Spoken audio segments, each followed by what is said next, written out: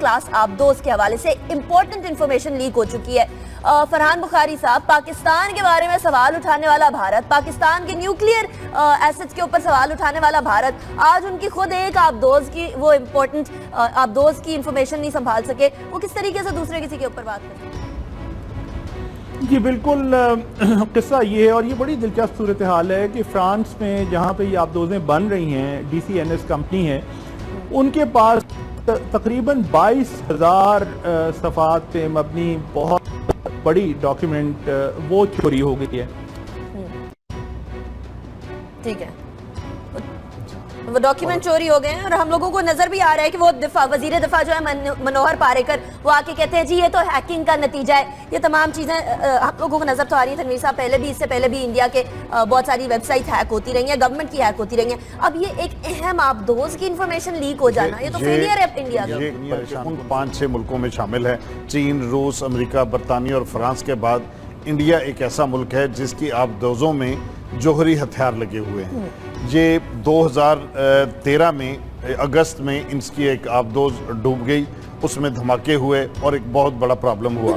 2014 के अंदर 26 फरवरी को इंडिया की आबदोज में अंदर आग लगी, उनके जो बहरिया के चीफ थे उनको इस्तीफा देना पड़ा, उनको घर भेज दिया गया।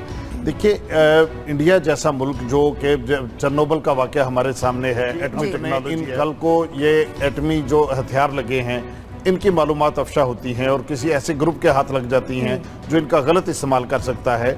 इनका जो डाटा है, इनकी सिक्योरिटी का सवाल उठे हैं। अब वहाँ पे बहस हो रही है कि हम इसकी तहकीकात करवाएंगे, हम ये देखेंगे कि क्या ये इंडिया के बाहर से मालूमात जो है हैक की गई हैं।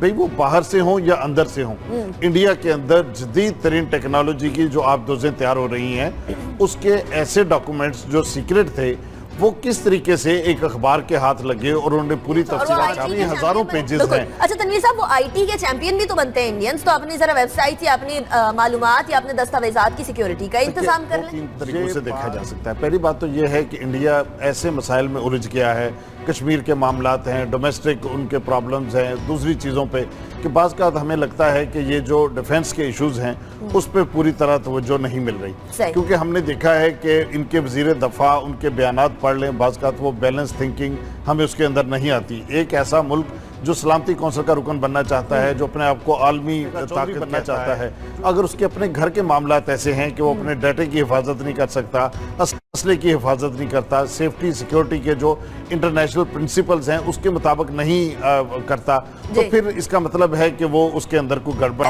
तो हम लोगों को नजर आ रही है। और वो गड़बड़ के जवाब के अंदर वहां से क्या कहा जाता है, ये जी हमारा इंटरनल मैटर है, इस पे कमेंट ना किया जाए। तो फिर बाकियों के इंटरनल मैटर्स के ऊपर कमेंट करने वाला इंडिया कैसे एक्सपेक्ट कर सकता है कि किस तरीके से उनके इंटरनल मैटर के ऊपर बात ना की जाए, और स्पेशली अगर बात की जाए तो ऐसे मैटर पे के हवाले से जो दोनों का मैटर हो। जबकि पाकिस्तान के इंटरनल मैटर में इंडिया हर बात करता है। बलोचिस्तान के हवाले से बात की, उसके बारे में 15 अगस्त को जो स्पीच की, उसके बाद फिर उसका रद्द-ए-अमल भी आया, भारत की तरफ से भी रद्द-ए-अमल आया, और अब रद्द-ए-अमल आया अमेरिका की तरफ से।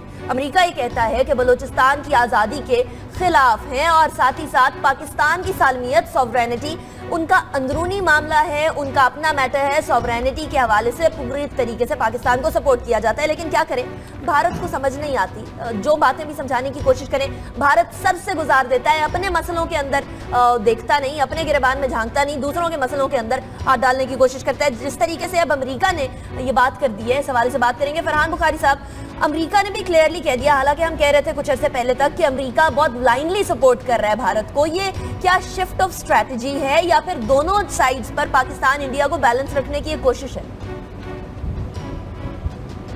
मेरे ख्याल में अमरीकी भी इस वक्त काफ़ी कंफ्यूज्ड हैं। वो ये समझते हैं कि मोदी साहब की क़यादत में भारत एक बहुत बड़ी तरक्की करेगा और भारत के जो अंदरूनी मसाइल हैं उन्हें किसी हद तक नज़रअंदाज किया जा रहा है फ़िलहाल। और इसका ताल्लुक शायद अमेरिका की जो चीन से बढ़ती हुई टेंशन है उससे भी ताल्लुक है, क्योंकि पैसिफिक ओशन का जो इलाका है वहाँ पे अमेरिका की कोशिश ये है कि भारत भी उसकी हिमायत करे। तो ये बड़ी बिग गेम वाली कैफियत है। लेकिन पहले बात हो रही थी ये आबदोजों के हवाले से जो इंफॉर्मेशन लीक हुई है। देखिए, पाकिस्तान से बॉक्स का तो आलम ये है इंडिया का कि कल उनके एक रिटायर्ड एडमिरल साहब ने ये फरमाया, ये इंटरनेट पे चल रहा है, कि जनाब चीन और पाकिस्तान को यही इंफॉर्मेशन हासिल करने में 20 से 30 साल लगते, जो कि उन्हें बहुत जल्दी हासिल हो गई। यानी कहने का मकसद ये है कि शायद चीन और पाकिस्तान इस तमाम की तमाम कोशिश में मुलव्वस हैं और चीन और पाकिस्तान ने ये 22,000 सफ़ात चोरी करवाए हैं। एक तरफ तो ये आलम है, दूसरी तरफ ये है कि पाकिस्तान में अगर कभी भी कोई थोड़ी सी भी कोई सिक्योरिटी के हवाले से कोई वाक़या हो जाए तो फ़ौरन नाम लिया जाता है नॉन स्टेट एक्टर्स का। भारत क्यों नहीं तस्लीम करता कि ये जो इतनी बड़ी एक ब्रीच हुई है सिक्योरिटी की, ये नॉन स्टेट एक्टर्स के हाथ में भी जा सकती है, टेररिज्म के लिए भी इस्तेमाल हो सकती है। भारत में अलहदगी पसंद तंजीमें सिर्फ और सिर्फ कश्मीर में नहीं हैं, बल्कि और भी कई जगह पे हैं और बड़ी एक्टिव हैं। इस पस मंज़र में, इस सूरत हाल में भारत को अपनी अंदरूनी जो कैफियत है उसे भी देखने की ज़रूरत है। बिल्कुल बिल्कुल। अच्छा तनवीर साहब, जिस तरीके से अमेरिका की तरफ से अब ये बयान आया है, पिछले दिनों जो बयानात थे वो काफ़ी प्रो इंडिया जा रहे थे, पाकिस्तान कुछ अच्छा भी करता था तब भी डू मोर का मुतालबा आता था। अब ये इंडिया को क्या आईना दिखाने की कोशिश की गई है कि आप पहले अपने अंदरूनी मैटर्स को, जिस तरह फरहान बुखारी साहब ने भी कहा कि वहाँ कितनी सारी ऐसी आज़ादी की जो है मुहिम चल रही हैं जिसके बारे में इंडिया बाकियों को बताना नहीं चाहता, तो इंडिया पहले अपने घर के मामला तो देख ले, उसके बाद पाकिस्तान की तरफ इशारा करे। मैं फरहान बुखारी साहब की बात से बिल्कुल एग्री करता हूँ 100% कि इंडिया के अंदर बहुत सी अलहदगी की तहरीकें, बहुत से मसाइल, उनको अंदरूनी सतह पे कई चैलेंजेस का सामना है। और सबसे बड़ा चैलेंज आजकल कश्मीर का मसला है, और कश्मीर के मसले से तवज्जो हटाने के लिए भारत ने बलूचिस्तान का शोशा छोड़ा था और बलूचिस्तान के मसले को उन्होंने एक आलमी बरादरी के सामने पेश करने की कोशिश की, और अफ़गानिस्तान ने भी इंडिया को सपोर्ट किया, बांग्लादेश ने भी सपोर्ट किया। ऐसी सूरत में अमेरिका की तरफ से एक क्लियर मैसेज आना कि हम पाकिस्तान की सालमियत का एहतराम करते हैं, हम आज़ाद बलूचिस्तान की जो कोशिशें हैं उनको सपोर्ट नहीं करते, ये एक बड़ा एक पाकिस्तान के लिए एक पॉजिटिव मैसेज है। और इससे ना सिर्फ ये कि इंडिया का जो मौक़िफ़ है, अमेरिका ने अपने आप को उससे अलग किया है, और दूसरी बात यह है कि देखिए जो कश्मीर है ये एक मुतनाज़ इलाका है, इसको आलमी बरादरी ने मुतनाज़ माना है, और आलमी बरादरी जो है इस पर अक़वाम मुत्तहिदा की करारदाद मौजूद है। इसको बलूचिस्तान के साथ इसका मुवाजना कैसे किया जा सकता है? मुझे याद है 2012 में अमरीकी ऐवान नुमाइंदगान में एक पब्लिक हियरिंग हुई थी, उस अवामी समात में बलूचिस्तान के मसले को डिस्कस किया गया था।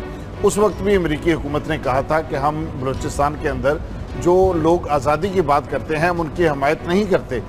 देखिए, बलूचिस्तान के अंदर जो एक बहुत महदूद हल्का जो अलहदगी की बात करता था, अब उसमें बड़ी कमी वाक़या हो गई है।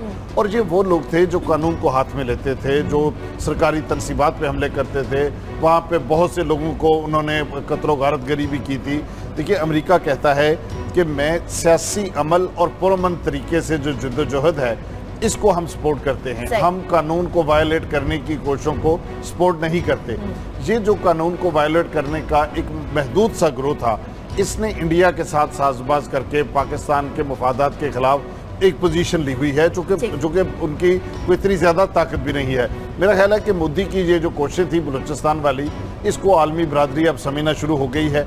अमेरिका की तरफ से ये जो बयान आना है ये पाकिस्तान के लिए ठीक है, लेकिन at the same time America Kashmir के बारे में नहीं कहा कि ये इंटरनल मैटर है, इसके बारे में बात ना की जाए। उसके हवाले से हमेशा ये बात आई कि पाकिस्तान और इंडिया मिल बैठकर इस मसले को हल करने की कोशिश करे। तो ये एक शटअप कॉल दे दी गई अमेरिका की तरफ से भी भारत को कि पाकिस्तान के इंटरनल मैटर्स में नहीं, ऐसे मामलों के ऊपर बात करें जो कि दोनों के मुतनाज़ मामलात है। लेकिन बात की जाए मुतनाज़ मामलात के ऊपर, तो बहुत सारी मुतनाज़ चीज़ें पैनामा लीक्स के बारे में भी सुनी जा रही थी। अब गरीब आवाम का पैसा किधर जाता है, कहाँ से जाता है, कौन से जरियों के थ्रू जाता है, ये कुछ समझ नहीं आती। 8 अरब रुपए के बाहर जाने का इंकशाफ हो गया, और इन 8 अरब रुपए से लंदन में फ्लैट्स और प्रॉपर्टीज खरीदी जाती रही। ये स्टेट बैंक ऑफ पाकिस्तान ने कायमा कमेटी में बताया सेनेट की। फरहान बुखारी साहब, गरीब आवाम का पैसा ना तो गुर्बत मिटाने पे लग रहा है, ना वहाँ की खुराक, पाकिस्तान के खुराक के मसले हल करने पे लग रहा है, ना एजुकेशन पे लग रहा है, ये वहाँ लंदन में फ्लैट्स और ये तमाम चीजें, ये क्या हो रहा है?